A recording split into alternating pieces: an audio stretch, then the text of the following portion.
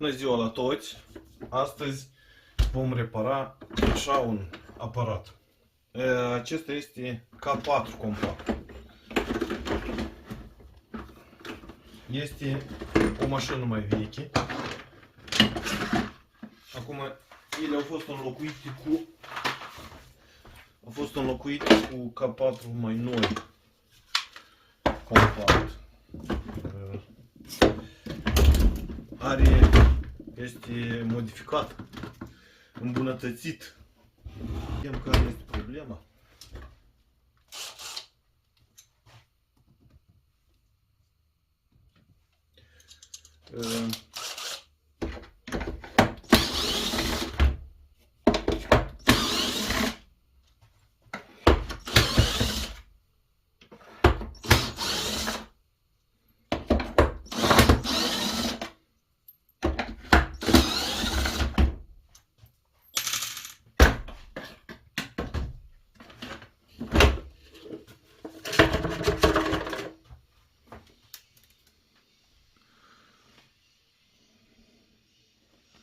K4 pure. Nu-i compact. Nici n-am văzut așa ceva. Made in Italy. 1,8 kW.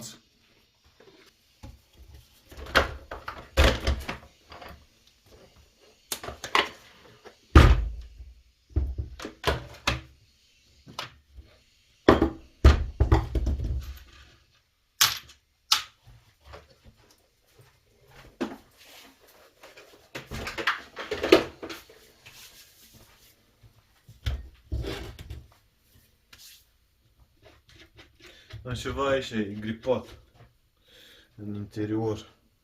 Ori întrerupătorul s-a defectat, ori spapa manometrică este înclinată. Dar vedeți cum e? De exemplu la K5 nu trebuie de șurubat pompa, nu trebuie, pur și simplu scoți spapa de detergent și curăți acolo. Aici trebuie de desfăcut tot.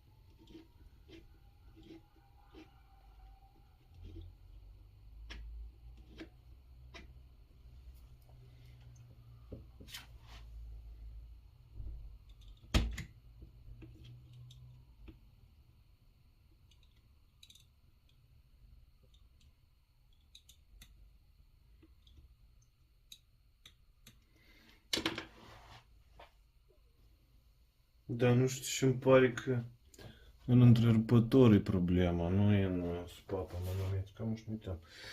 Oricum, am desfăcut până aici.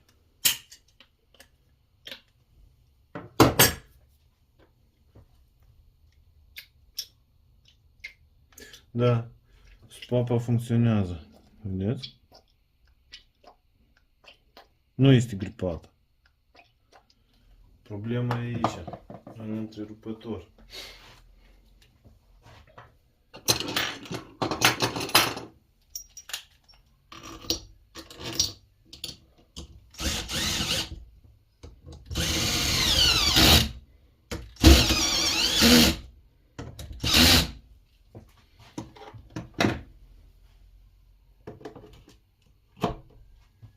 Ați înțeles? Nu e problema în pompă, ca de obicei, dar problema e în întrerupător. S-a defectat întrerupătorul.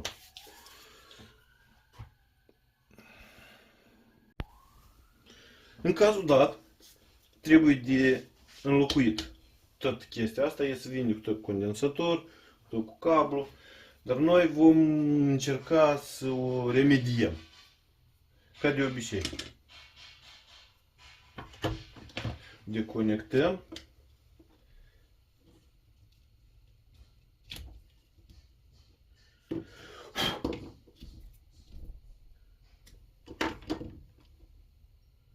Deci a curs apă. Aha. S-a întâmplat ceva? O problemă a fost. De undeva o curs apă. În interior, vedeți? Urme de apă.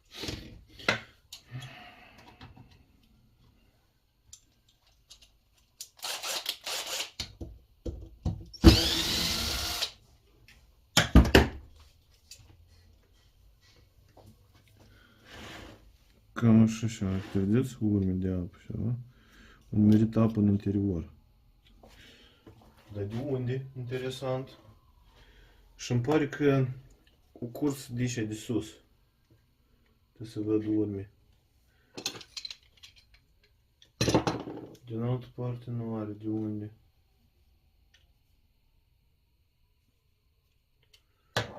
Da, interesant.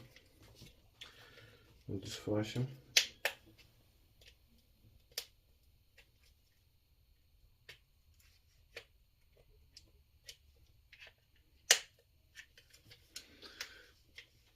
Mai rar așa defecte.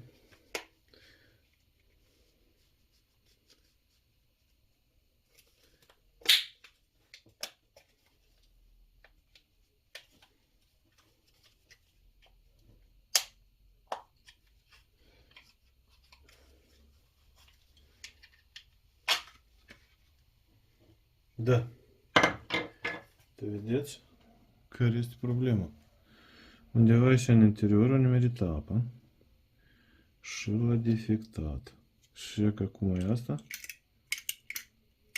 Nu revine la poziția inițială. E că e așa trebuie să fie când aparatul e pornit. Dar ea nu vrea să revie. Că este fixat așa și înapoi nu vine. Încercăm să remediem. Și e ca și problema, vedeți? E ruptă arcul ăsta.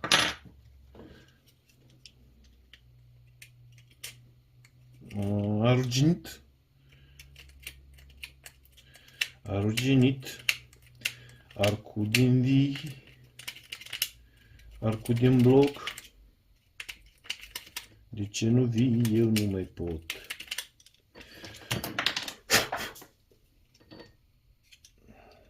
Curățăm tot. Aducem la stare bună de funcționare. Înlocuim arcul. Și îi dăm voie să funcționeze mai departe.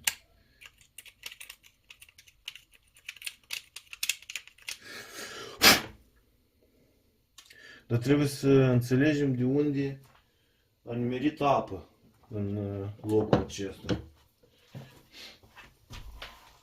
Să observăm cine curge. Posibil să curgă sub apa manometrică. Dar nu se văd urme de... Când nimerește apă în modulul ăsta de întrerupătorul, poate să curgă apă ca pe aici. De aici nu se vede să curgă apă, dacă nu sunt urme de săruri. Este siliconul ăsta stă la locul lui, tot e în regulă așa. Mai degrabă cred că aici se văd urme. De undeva de deasupra a curs apă peste aparat și s-a scurs aici în interior și a curs în modulul electronic. Și acolo a fost umezală. Posibil că el a stat la păstrare așa. Și a curs apă de undeva deasupra. L-a lăsat în stradă, a plouat. S-a prelins apă pe aici, au nimerit în modulul electronic și a ruginit prужина. Arcul. Prужina. Ok. Schimbăm arcul. Strângem tot la loc și foc la ghei.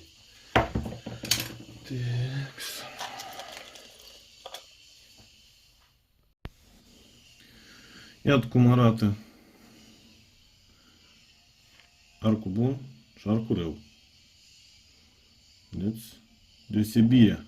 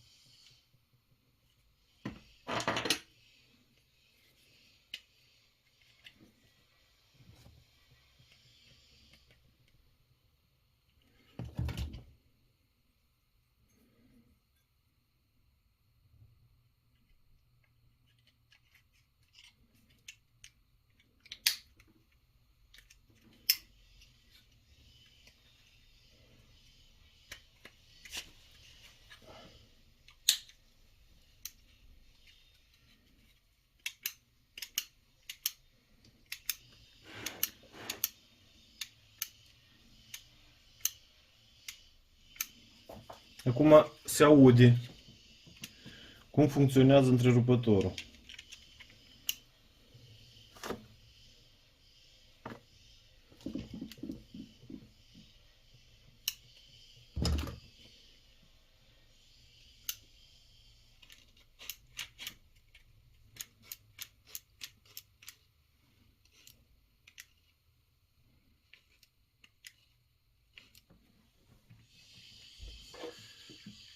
Și punem capacul. Așa e și spatele țâcă de măsoare din trentit. Și punem capacul.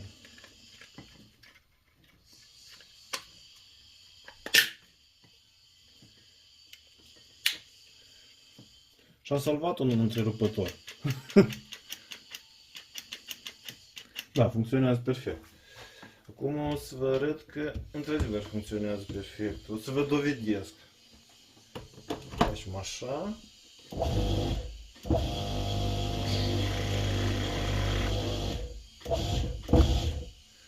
Cam așa funcționează capacul.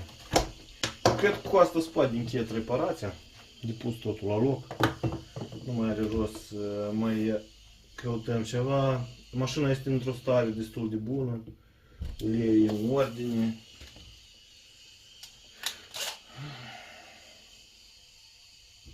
Deci nu se discută. Problema lui a fost că a curs apă de undeva de sus. Dar cum vedem oricum îl conectăm, în timpul verificărilor vom analiza. E posibil să fie scurgeri de apă din interiorul pompei. Și dacă sunt din interiorul pompei, va trebui să mai desfacem o dată și să înlăturăm precis scurgerile de apă.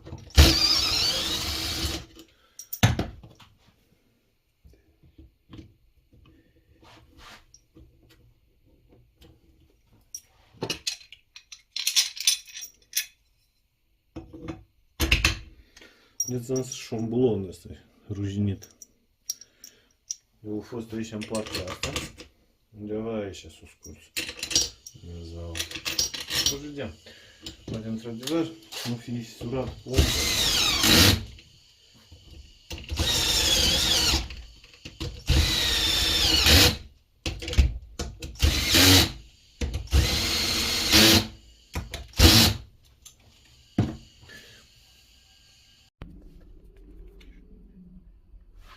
Cam așa s-a primit. De curs nu curge nimic. Se pornește, se oprește, tot e în regulă.